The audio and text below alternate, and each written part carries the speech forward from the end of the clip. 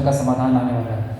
परमात्मा के एक अंश में माया है, माया के एक अंश में 3 गुण है, यानी माया के संपूर्ण अंश में 3 गुण नहीं है, यानी माया के मात्र एक अंश में 3 गुण है, अधिकांश त्रिगुणातीत है। जो हम लोग अक्सर सुनते हैं, महापुरुष लोग कहते रहते हैं, कहते नहीं थकते हैं कि ये जो माया है ये जड़ है। ये लोग जो कोई दुर्गा सप्तशती का पाठ कर रहा है, कोई और काली की पूजा कर रहा है, कोई इसकी पूजा कर रहा है, कोई उस देवी की पूजा कर रहा है, ये सब ढोंग है, पाखंड है, ढकोसला, ऐसी बात नहीं है। माया के 2 स्वरूप हैं, एक त्रिगुण युक्त और एक त्रिगुणातीत। हम जो पढ़ते हैं ओम अस्ता मया वरदा वेद माता प्रचोदयन्तां भावमान्य निजानाम आयु प्राणम प्रजाम पशुम कृतिम निर्गुणम ब्रह्मवर्चसम मह्यम दत्वा ब्रजत ब्रह्मलोकम। ये जो हम लोग प्रार्थना करते हैं ये ऐसे ही नहीं करते हैं। ये त्रिगुणाधीन गायत्री माता की प्रार्थना हम लोग नहीं करते हैं। त्रिगुणाधीन हम लोग भी हैं, और अगर गायत्री माता भी त्रिगुणाधीन हो गई तो हमारा मसला तो अनसॉल्व रह जाएगा। हमको त्रय तापों से मुक्ति कैसे होगी?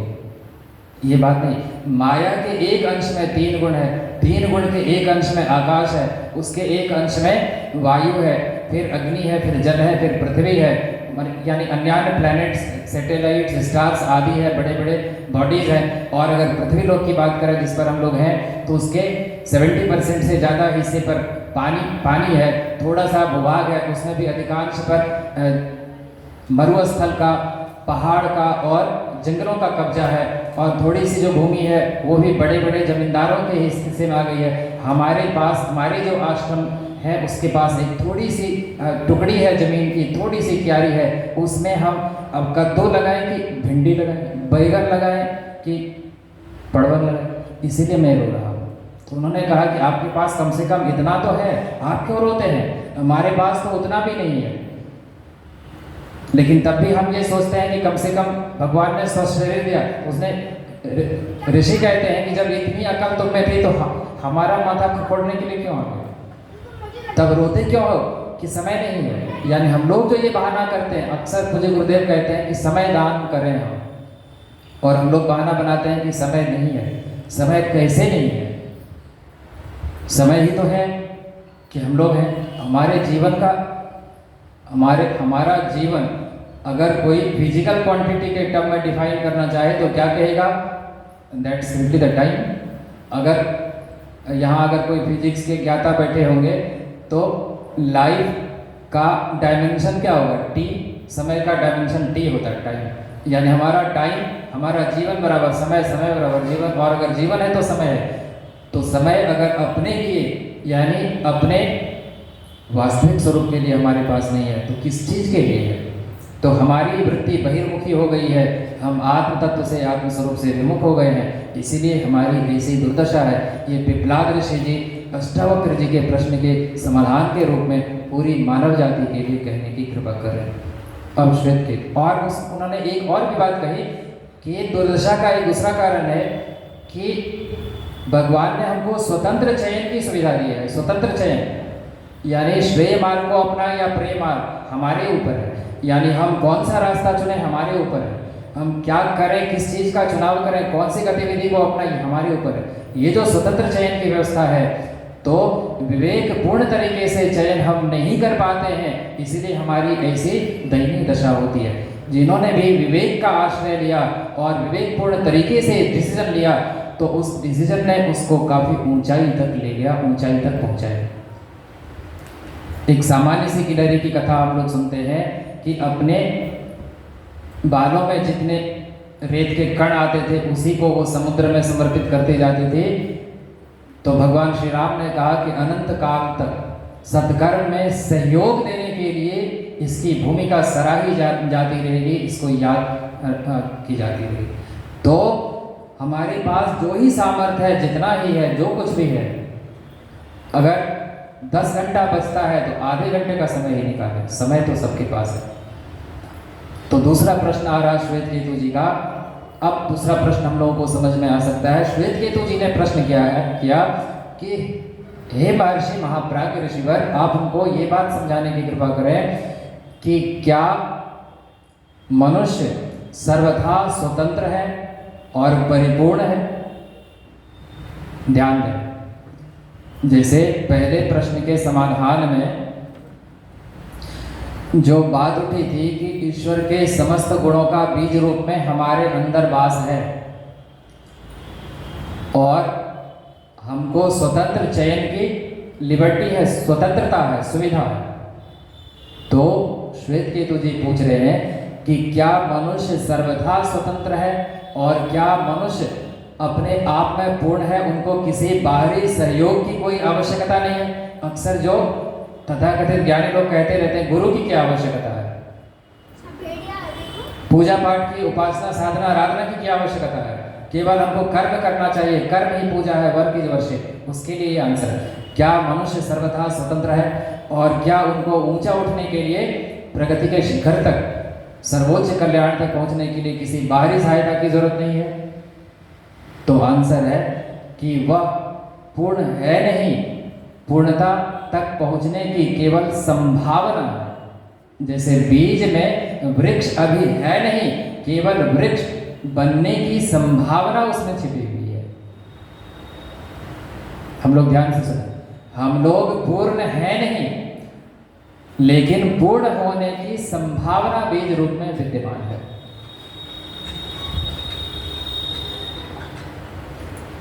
हम लोग पूर्ण नहीं है, केवल पूर्णता तक पहुंचने की हमारे अंदर संभावना, समस्त संभावना बीज रूप में विद्यमान है। हम चाहें तो उसको तराश कर, उसको खराद कर, उसको पोषण देकर उस स्थिति तक पहुंच सकते हैं। और दूसरा, क्या हम सर्वथा स्वतंत्र हैं? तो पिपलाद ऋषि जी कहते हैं नहीं, हम लोग सर्वथा स्वतंत्र नहीं हैं। और उसमें दो बड़ी मार्मिक ज्ञान की बात छिपी है। ज्ञान नंबर 1, हम लोग चूंकि ईश्वर के अंश हैं, यानी ईश्वर अगर सुप्रीम बॉडी है तो हम उसके एक छोटा पार्ट, एक स्मॉल बॉडी है। ईश्वर अगर विराट है तो हम स्वराट हैं, ईश्वर अगर विभु है तो हम अणु हैं, ईश्वर अगर महान है तो हम क्षुद्र हैं। चूंकि हम उसके एक पार्ट हैं तो ये जाहिर सी बात है कि उसका जो मैकेनिज्म होगा वो हमको जरूर प्रभावित करेगा। उसके अंडर में हमको अपने नीति निर्धारण करने होंगे, अपने जीवन के समस्त क्रियाकलाप को निर्धारित करना होगा। हम अलग नहीं हैं, हम उस कॉस्मोस के, उस समष्टि के एक पार्ट है, एक घटक है। पहला सूत्र, हम ईश्वर अंश जीव अविनाशी और भवैवांशो जीव लोके जीव भूत सनातन गीता। तो हम ईश्वर के अंश हैं, तो चूंकि हम उसके एक पार्ट हैं, टुकड़ा है, तो हम उसके अधीन हैं। यह तो मोटी अकल से भी सोचा जा सकता है, सामान्य सी बात। और दूसरी बात, यानी हमको ईश्वर की सहायता की जरूरत अनिवार्य रूप से पड़ेगी और ईश्वर के साकार विग्रह सद्गुरु की सहायता की भी जरूरत अनिवार्य रूप से पड़ेगी। दूसरा तत्व ज्ञान जो समझ से निकल कर बाहर आ रहा है कि क्या यह सर्वथा स्वतंत्र है कि व्याख्या में दूसरा तत्व कि मनुष्य को जो स्वतंत्रता दी गई है वह केवल कर्म की स्वतंत्रता है, फल की स्वतंत्रता, फल के चयन की स्वतंत्रता नहीं है।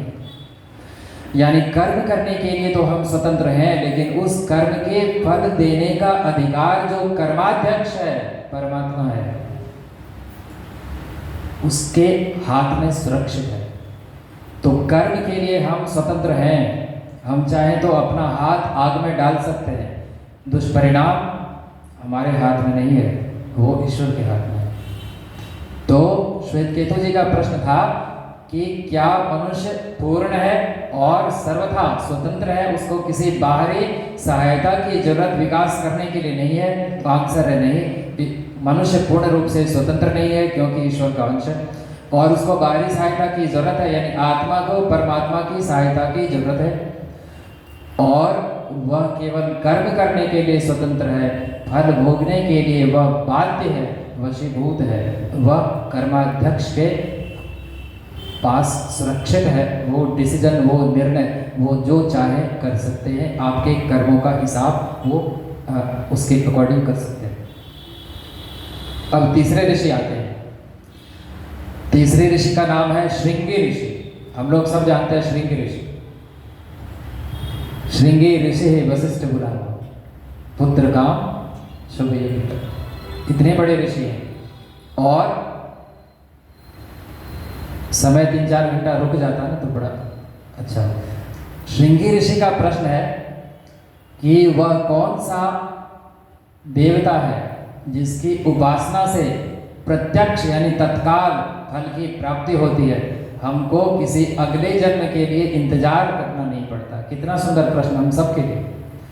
वह कौन सा देवता है, यहाँ पर है प्रश्न है का सा देवता यस्या नरस्तु पासने ही प्रत्यक्षम फलमाप्नोति सुखी भवति सोन्नत। का सा देवता यस्या नरस्तोपासनेन ही प्रत्यक्षम फलमाप्नोति सुखी भवति सोन्नत।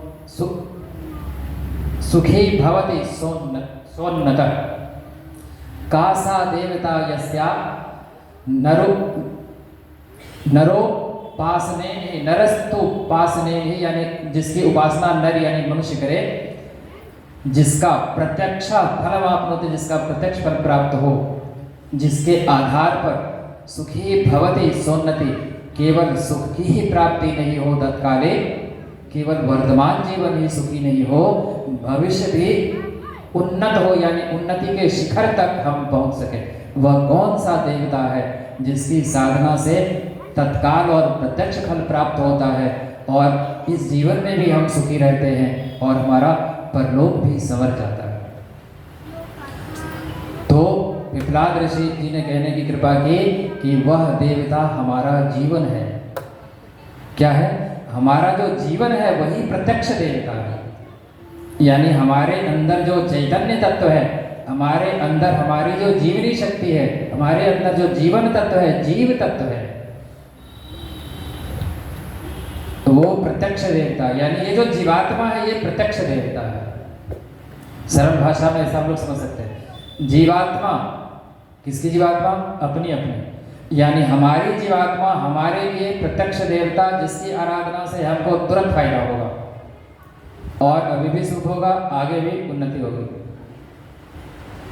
और उन्होंने उपाय बताया और इसको और ज़्यादा सारगर्भित करने के लिए इसके महत्व को और अधिक प्रकाशित करने के लिए महर्षि पिपलाद जी कहने की कृपा कर रहे हैं कि हमारा जो जीवन है यह प्रत्यक्ष कामधेनु गौ के समान है। कामधेनु यानी हमारा जीवन कामधेनु है और हम लोग सब जानते हैं कामधेनु की कितनी सामर्थ्य है। शायद उनकी पुत्री थी नंदिनी, जिसने विश्वामित्र सहित उनकी समस्त सेना को अकेले ही पराजित कर दिया था, जिसके वजह से उनको कहना पड़ा धिक बलम क्षत्रिय बलम ब्रह्म तेजो बलम बलम। और विश्वामित्र जी सर्वस्व त्याग करके तपस्या करने के लिए प्रस्थान कर जाते। तो जीवन प्रत्यक्ष कामधेनु है। तो श्रृंगी ऋषि ने कहा कि जब जीवन प्रत्यक्ष कामधेनु है तो उनके पेय पान का, अमृत पान का, रसास्वादन करने का, दुग्ध पान का सौभाग्य हम लोगों को प्राप्त क्यों नहीं होता है जीवन में? हम उस सौभाग्य से वंचित क्यों रह जाते हैं? तो उन्होंने बड़ी अच्छी बात कही और इसके लिए एक बड़ी सुंदर कथा भी है प्रज्ञा पुराण में। कथा है कि मदालसा के तीनों पुत्र विरक्त होकर जब गृहत्याग कर चुके थे, ब्रह्म ज्ञान को उपलब्ध हो चुके थे, तो चौथा पुत्र जो सम्राट बना अलग, उन्होंने एक दिन अपनी माँ मदालसा से एक प्रश्न किया। हमको लगता है कुछ देर थोड़ा सा एक दो पंक्ति का कुछ हो जाए क्या थोड़ा बोझिल हो जाए।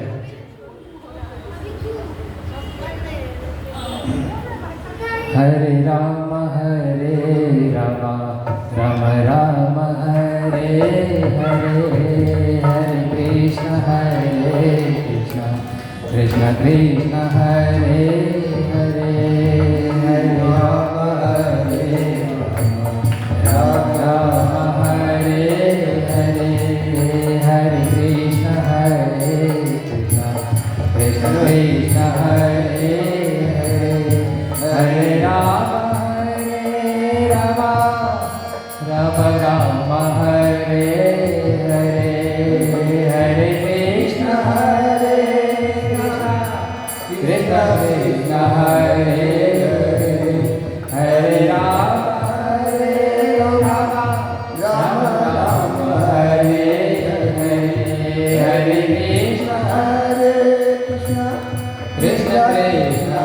हरे हरे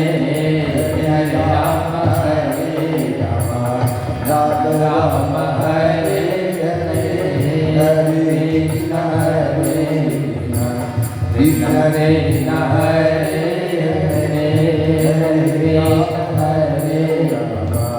राम राम हरे हरे कृष्ण कृष्ण हरे हरे बोले श्री वृंदावन बिहारी लाल की जय। श्री आनंद कंद भगवान की जय। भगवान आनंद कंद है। कंद मतलब शकरकंद, जैसे शकरकंद होता है वैसे आनंद कंद होता है, ब्रह्म कंद होता है। और ये केवल शास्त्र वर्णित सत्य नहीं है, ये अनुभव जन्य सत्य है। वो होते ही ऐसे हैं, आनंद कंद।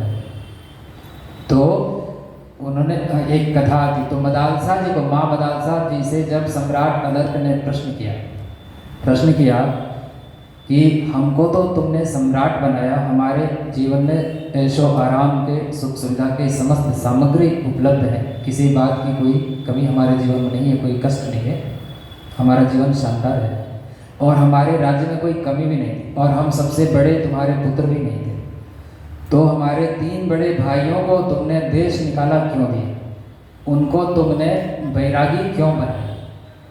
तो उन्होंने कहा कि पुत्र, कल्पना करो कि तुमको एक नदी पार करनी है और उसमें 2 नाव उपलब्ध है किनारे पर। एक नाव पूरे सुसज्जित है, समस्त सामग्री उस पर प्रचुर मात्रा में, भरपूर मात्रा में उपलब्ध है, काजू की बर्फी भी है, मोतीचूर का लड्डू भी है, मालभोग चूड़ा भी है, देसी गाय के दूध का दही भी है, जो हमारे श्रद्धेय जयंत बाबू भी खा सकते हैं।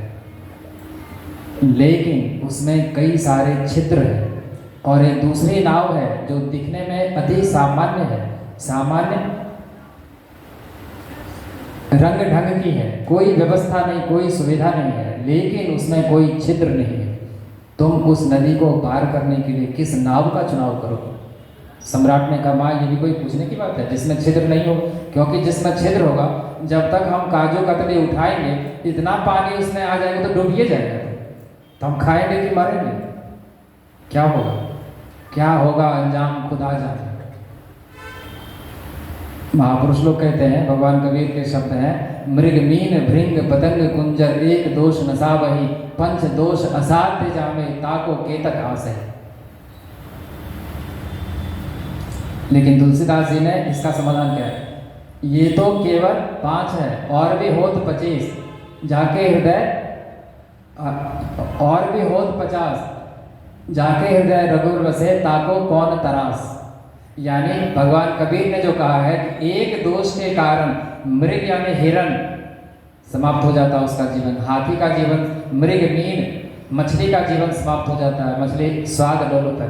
मृग मीन भृंग पतंग कुंजर, भौरे को सुगंधी की लालसा रहती है, तो वो पुष्प में, कमल के पुष्प में जब जाता उसकी सुगंधी को, फ्रेग्रेंस को लेने के लिए दिन में और संध्या काल में जब उसकी पंखुड़ियाँ बंद हो जाती हैं, तो वह उसके फ्रेग्रेंस में, उसकी खुशबू में इतना मदमस्त हो जाता है, उसके भीतर इतना प्रेम भाव, इतना आह्लाद प्रकट होता है कि जो मधुप करत घर कोरी काठ में बंधत कमल के बाद उधो मन माने की बात, ये गोपियां कह रही है उद्धव जी को सब। और उद्धव जी जब आए हैं भगवान कृष्ण के पास, तो आप लोगों ने भी सीरत देखा होगा, धूल धूसरित है और पूरे उसके अंग वस्त्र पीताम्बरी सब पूरे कीचड़ से, यानी हमको लगता है कोई गोपी ऐसे कहती होगी कि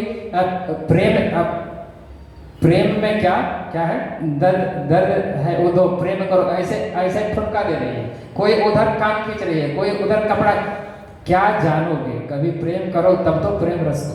आज ये भी प्रसंग संक्षेप में आने वाला है और भाव तो यह था कि आज इस विषय पर भी थोड़ी सी चर्चा हो जाए कि श्रीमद् भागवत महापुराण में श्री जी का, कृष्ण प्रिया जी का नाम क्यों नहीं है, राधा जी का, श्री राधा जी का नाम क्यों है? बड़ा गंभीर विषय है, गोपनीय विषय। तो अलर्क ने कहा कि माँ ये भी कोई पूछने की बात है, ये छिद्रयुक्त नौका में जाना कोई जान गंवाना है क्या? मैं उसका चुनाव। इसीलिए पुत्र, ये जो तुम जिस सिंहासन पर बैठे हुए हो और तुम जिस अभी आश्रम में पल बढ़ रहे हो, इसमें कई सारे छिद्र हैं, असंयम रूपी छिद्र है, जिसके वजह से कामधेनु, जो जीवन रूपी जो कामधेनु गौ है, उसके जो रस है, उसके जो दुग्ध है, उसका जो अमृत तत्व है, वो जो परम रसायन है, जिसका जिक्र पिछले दिवस की कथा में हम लोगों ने सुना था। इदम शरीरम शतसंधि जर्जरम पतत्यवश्यम परिणाम पेशलम किमौषधय भर्तृहरि वैराग्यस्तक किमौषधय, इसकी औषधि क्या है?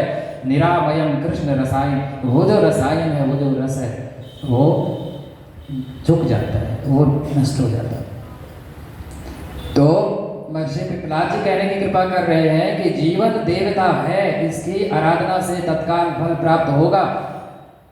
कामधेनु है, लेकिन शर्त है संयम हमारे जीवन का अनिवार्य अंग होना चाहिए। और पूज्य गुरुदेव ने कहा है कि दिन प्रतिदिन गृहस्थाश्रम में भी संयम को हम बढ़ाते चले जाएं। हम लोग जैसे आज 2024 में जी रहे हैं, तो हमारे जीवन में जितना असंयम हुआ 2025 में उससे कम हो धीरे धीरे। और प्रेमानंद जी महाराज बड़ी अच्छी बात कहते हैं। और ये सुधन्वा और अर्जुन के प्रसंग में जो हम लोगों ने सुना था कि सुधन्वा ने अपने पहले बाण के साथ अपने जिस पुण्य को जोड़ा था, वो एक पत्नी व्रत का पुण्य था। और प्रेमानंद जी महाराज जी एक दिन कहने की कृपा कर रहे थे कि जो एक पत्नी व्रत का पालन करेंगे, वो आज न कल ब्रह्मचर्य को उपलब्ध हो ही जाएंगे। तो ये जो असंयम है, इंद्रिय संयम, समय संयम, ये जो 4 संयम का गुरुदेव ने कहा कि इसका हमारे जीवन में समावेश होना चाहिए। प्रज्ञा पुराण की कथा सुनने का ये सर्वाधिक महत्वपूर्ण लाभ होगा कि हमारे जीवन में संयम आना चाहिए। अर्थ संयम हो, मितव्ययिता हो, फिजूल खर्ची नहीं हो।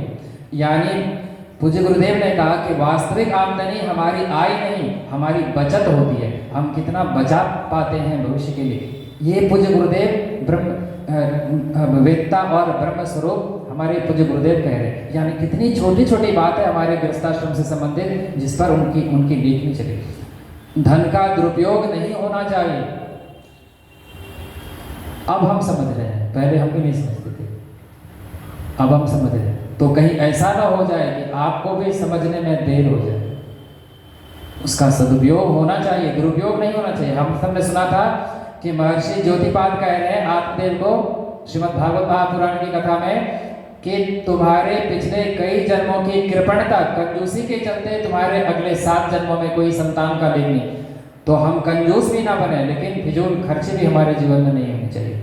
ये प्रज्ञा पुराण है।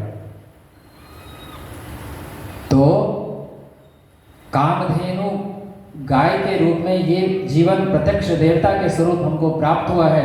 और श्रृंगी ऋषि के प्रश्न के समाधान में पिपलाद जी कहते हैं कि ये जो असंयम है, इसके कारण हम उसके लाभ से, सौभाग्य से वंचित रह जाते हैं। चौथा प्रश्न बड़ा मार्मिक है,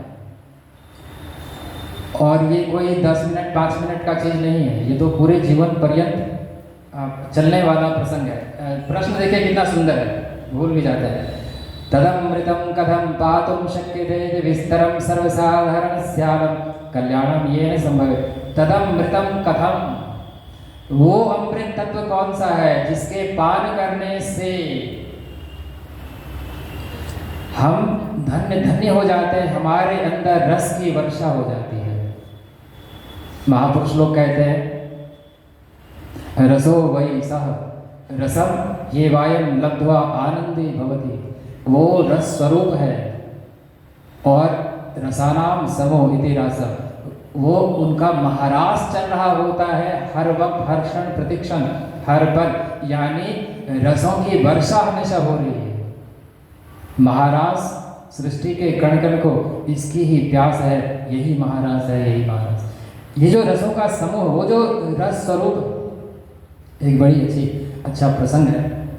आज 5 मिनट लेट भी हो जाएगा तो थोड़ा क्षमा करेंगे। एक बड़ा सुंदर प्रसंग है चैतन्य महाप्रभु के जीवन, चैतन्य महाप्रभु के जीवन का। और इसके उत्तर में महर्षि पिपलाद जी ने क्या कहा?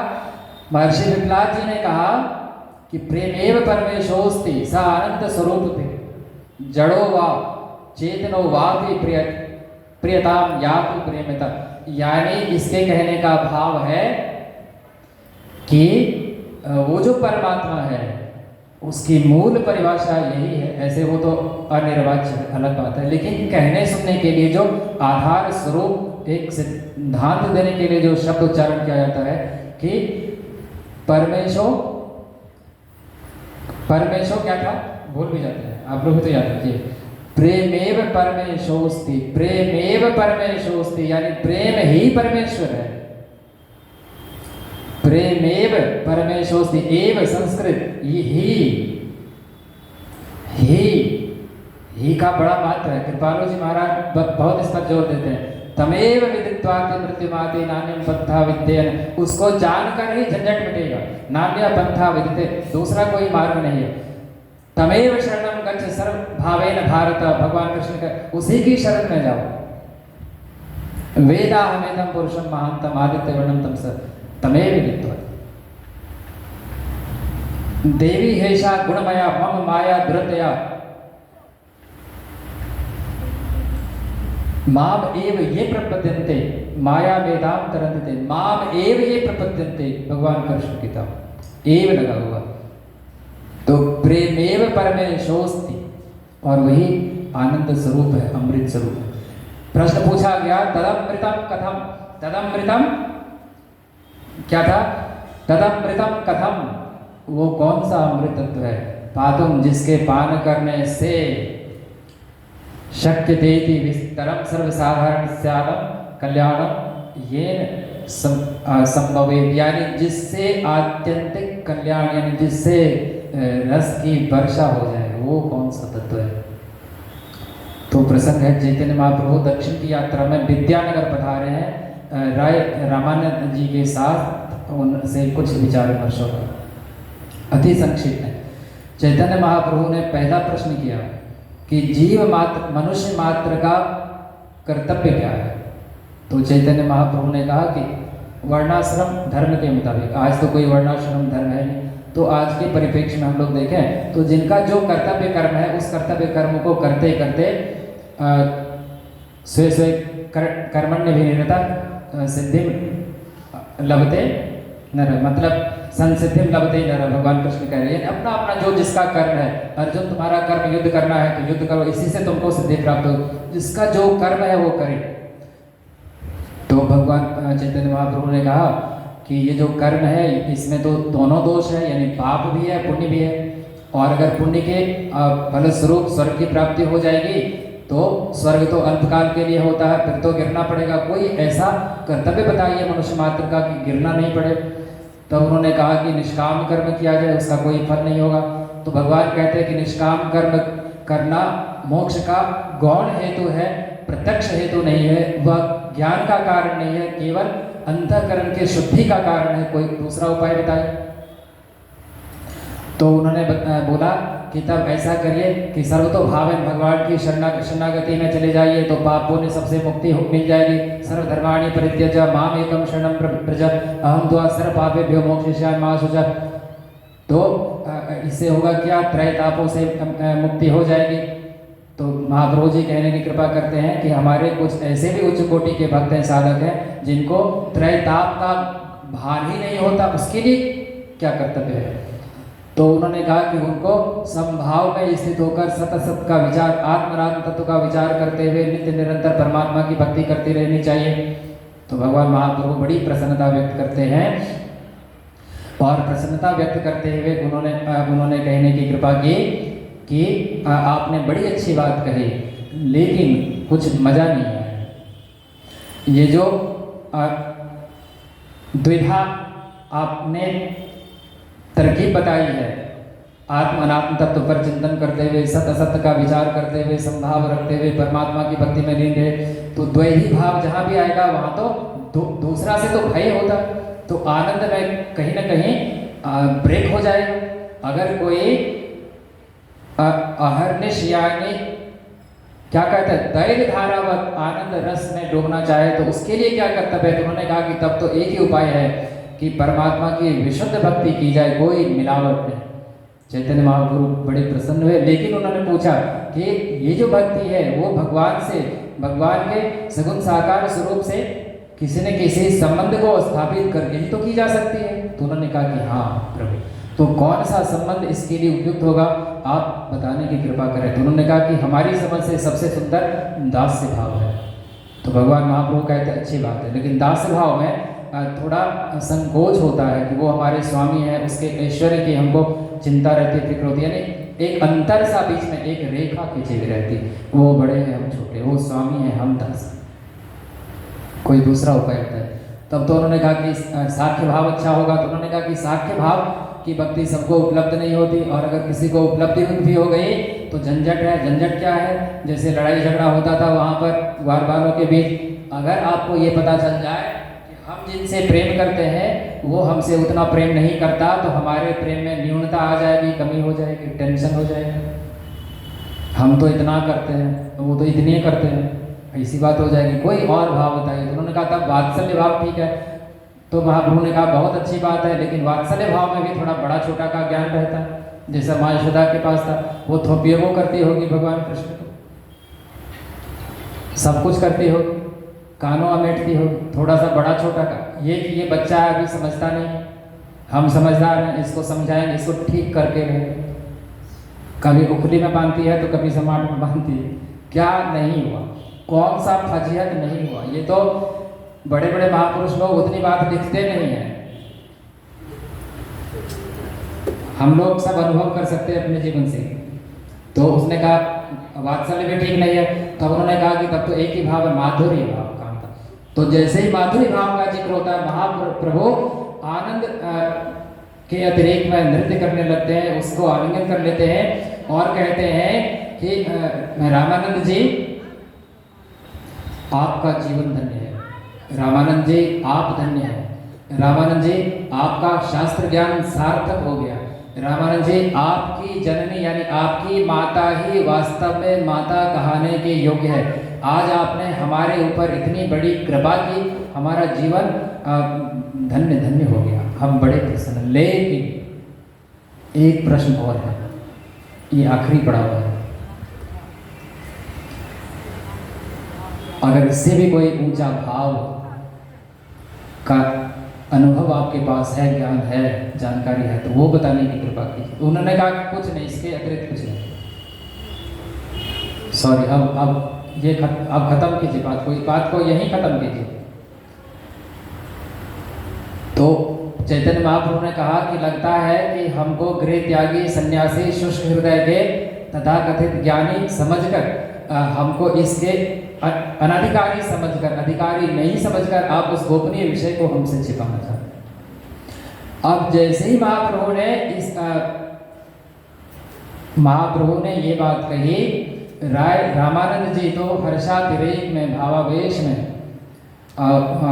भक्ति के उस दिव्य तरंग में से आविष्ट होकर उसके दोनों चरण पकड़ लिए कस के, महाप्रभु अब क्षमा करिए, ये परम गोपनीय तत्व है, यह ऐसा गोपनीय भाव है कि इसको भगवान वेद व्यास जी ने भी गुप्त ही रखा है और केवल इशारा किया है। और उन्होंने एक श्लोक गाया महाप्रभु के सामने, और ये श्लोक है श्रीमद् भागवत महापुराण के 10वें स्कंध के 3वें अध्याय का 28वां श्लोक, और ये श्लोक है